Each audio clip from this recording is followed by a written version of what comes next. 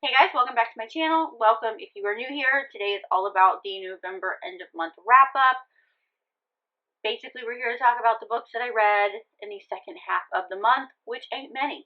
I only have 3 books to talk about today. For the entire month of November, I read 7 books, which is 2 more than I read for October. So, I mean, that's a win for me. So without further ado, we're going to go ahead and get into it.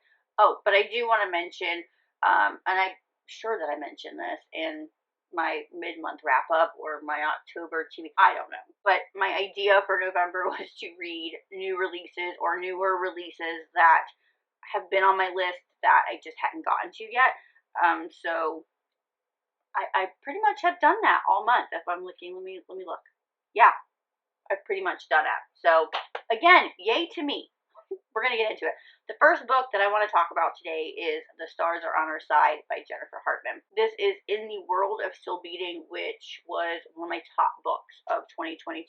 It's still a standout book for me. Dean and Cora, they have a little piece of me. Their connection. They did something to me. I don't know. There are a few books that are like that, where these couples just, you know, they live rent-free in your head. They intermittently will, it's like they're old friends. You think of them every now and then, and you want to check in on them. You want to see how they're doing because they're just that good. Okay, anyway, this is about Tabitha. I've been so intrigued by Tabitha since the first book, and we just caught a glimpse of her in Still Beating. You hear things about her, but you don't get a lot of her. And then in Lotus, which again is still in the world of Still Beating, but Tabitha is a little bit more present in that book, and you get a little bit more of a glimpse of her in Lotus. And then I was just that much more intrigued by her. So when her book came out, I knew that I wanted to read it. I knew that it was probably going to be a little bit emotional because we're back in the world of the matchmaker from Still Beating, whereas in Lotus, even though it's in the world of Still Beating, Oliver went through something different. Tabitha was the only person that the matchmaker let go. That is not a spoiler, by the way. It's, I think, in the blurb, but it is part of the synopsis. Like, you know that she was let go. And the only person. Why? You don't know. That is Tabitha's story. Okay, I might be getting a little bit off topic, but this is about Tabitha and Gabe, who we meet in Lotus.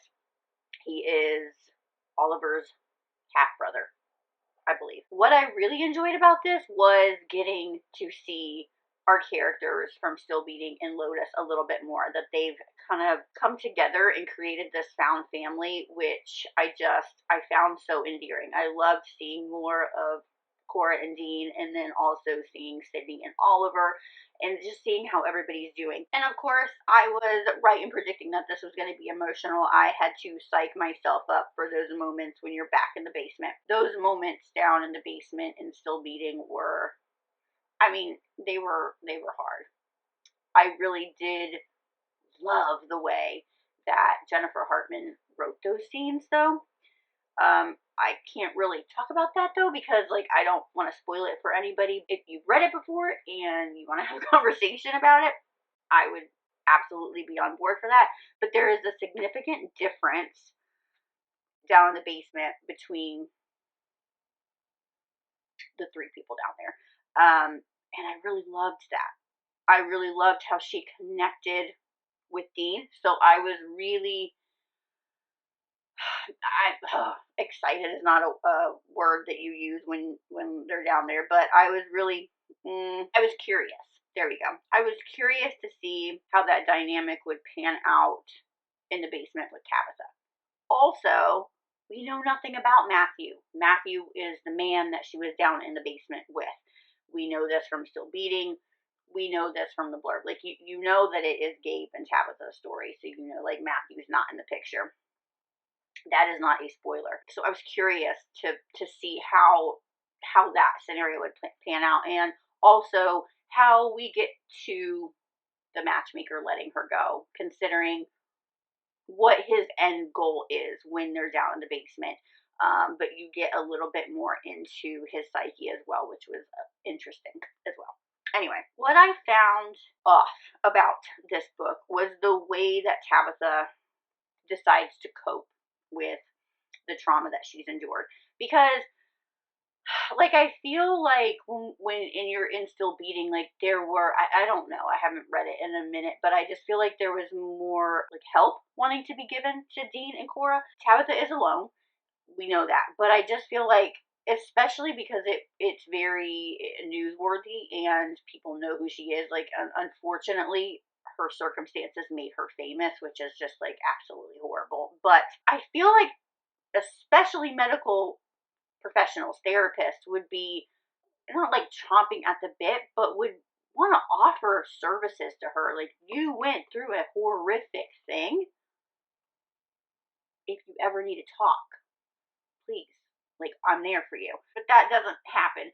I mean, she doesn't have the money that Dean or Cora had or their family had, so, and she is on her own, and she is also raising her very young daughter. So money is not very prevalent. So I understand how she couldn't go to therapy. I just feel like, because her story is so big, that those things would have been offered to her. But unfortunately, her coping mechanism with it is to tell her story, which of course you would tell your story in therapy, but to tell her story to a writer, get her story out there, which of course is going to help other people. That's her therapy, is to tell her story that way, which I was like, absolutely. If you feel ready to tell your story, you absolutely should, but I feel like it should be, like, in conjunction with getting therapy.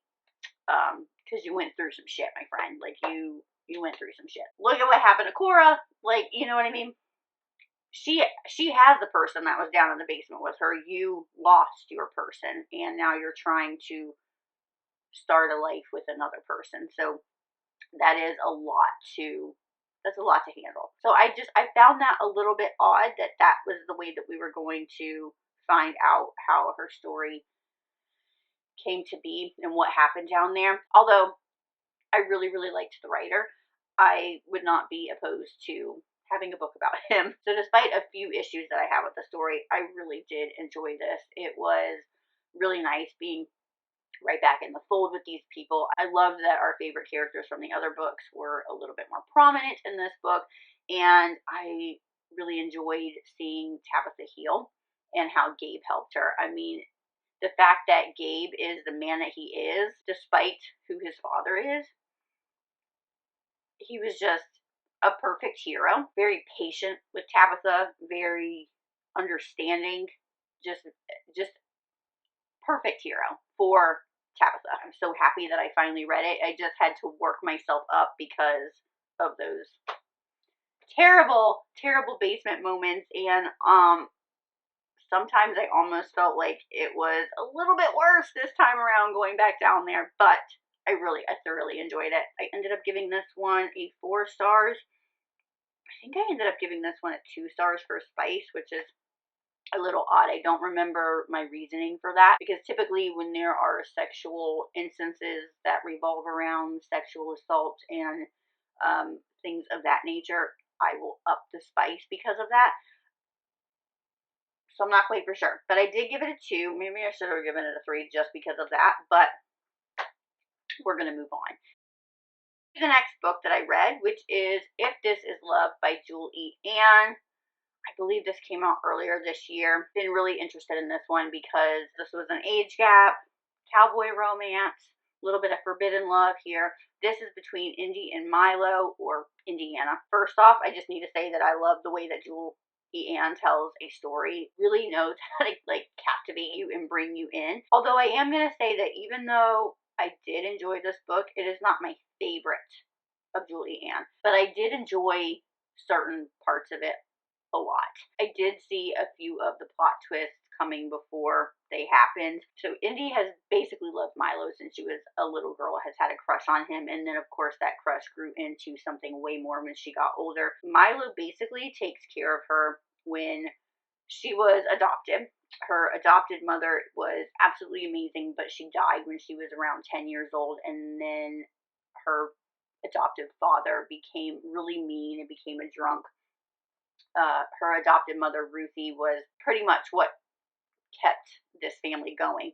And her adoptive father is, it's not like the mafia, but you know, like he basically like runs some shit. Like he's not he's not completely on the up and up with his businesses. It's like mafia adjacent kind of. So Milo kind of takes her in and starts taking care of her, making sure that she's cared for the way that she needs to be. He is about, I believe, like 8 years older than her, but they form this really sweet friendship. Her time with Milo is like the only time that she is able to be a kid and have fun and play and not be so rigid, because her father is just not the nicest person, and the relationship is completely innocent until she becomes of age. And even then, this is a very angsty book, because you think that something's about to happen, like they are almost going to get together, and then it gets pulled back, and it is a push and pull with these two, because when you finally think that they may be getting together, Milo is promised to the one person that Indy hates, and so she is not happy. I will say she was a bit immature for me. Even though we are meeting her really young, obviously, she's going to be very immature. But even growing up when she's like 17, 18, when he gets promised to her nemesis, she is very immature about things. But again, I really loved the push and pull of their relationship, and the whole I want you, but I can't have you, but damn it, I gotta have you, but I can't. The small moments through the years that just solidified their relationship of, I love you, but I can't have you. I'm sorry. Maybe one day. I don't know. There was just something missing for me, but I really did enjoy it. I mean, I ended up giving this one a 4 stars as well. I gave it a 2 stars for spice. I really recommend it if you are into cowboy romances for sure.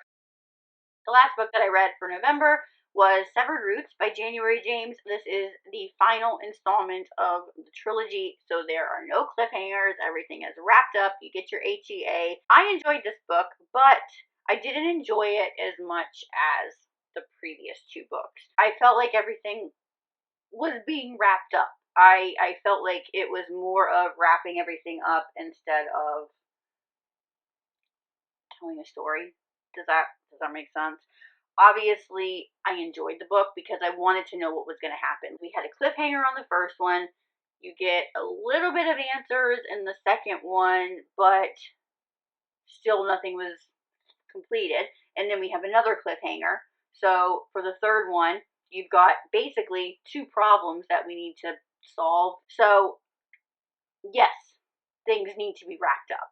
But I don't know. I just felt like that's what was happening, not a story. I know that sounds really weird. I mean, obviously there is drama carried over from the previous 2 books that need to be resolved, but I felt like everything was taken care of pretty early on in this book, and then it was just setting their lives up. There is a little bit of drama because of what happened to Vivian in the second book in terms of the end of the second book. So there is a little bit of drama there, but again, I felt like that was buttoned up pretty early on. So even though I'm super happy that I read it, because I needed to know what was going to happen. Like, I needed to know the outcome of Rupert and Vivian. It did feel like it was rushed. And that could be because there are many characters in this book. So you're resolving our 2 cliffhangers, and then you kind of have to address the other characters as well. And it also could be because there was a certain book that a lot of people were waiting to be released. And when I found out that it dropped, I needed to get this book read. And this book read real quick so that I could jump into that book.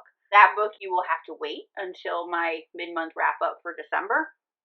But, it could be that reason as well, because it was a good book. I think ultimately, like in my monthly wrap-up thing that I always post on Instagram, I ended up giving this a 4 star. Talking to you guys now, I'm more leaning towards a 3.5. The spice has always been there, y'all. So I gave this one a 3 stars for spice. I mean, in the first book, the spice was, the second book, third, yes, It was very good. There were just certain things that fell flat for me. I think ultimately, I think it was a culmination of things, but like I was ready to jump into another book, but I did also feel like, okay, well, everything's wrapped up and like we're almost at 50% of the book. Let's say we're at 50% of the book. Things are wrapped up. Like, what the hell are we can talk about now? You're going to create conflict. But I am glad that I read this trilogy. I'm really excited to see what January James comes up with next. I still have not read the arc that I got from her. It is a novella between Dax and Rose, which is another two characters that you meet in the first and second and even in the third book, which I am very intrigued about. I didn't have time to read it this past month. I will get to that at some point, hopefully. And so there you have it. Those are the final 3 books that I read for the month. I am still working my way through Nightfall from the Devil's Night series. I'm listening to that book. I have that on Kindle as well, but there were some other things that I wanted to finish. And then this new book released. I cannot wait to talk about that book, but you'll have to wait until my mid-month wrap-up for December for that. So, yes, let's see. Stats. 7 books for the month. My favorite books for the month have to be Hopeless by Elsie Stolberg, Irresistible Stranger by Lucia Franco. My God, that book is still, like, can we get some more of Trista and Leo, please? Here With Me by Brooke Montgomery. Really enjoyed this book. Really excited to see what the rest of the brothers bring to the series. Yeah, that'll do it. For December, I already talked about what I plan on reading. I will link that in the cards and down in the description box for you below. I also go over our readathon that I am co-hosting with Mandy and Jessica from Bessie Book Reviews and Amber from Amber Reads Romance. I hope that you guys are participating with us. I can't wait to see your finished bingo boards. If you have any questions about the readathon or anything, drop a comment down below, or you can reach out to me on Instagram or any of the girls for that matter, and we would be happy to answer anything. What else? I think that's it. Leave me your favorite book of November down in the comments below, and I will catch you guys on the next video. Until next time, happy reading.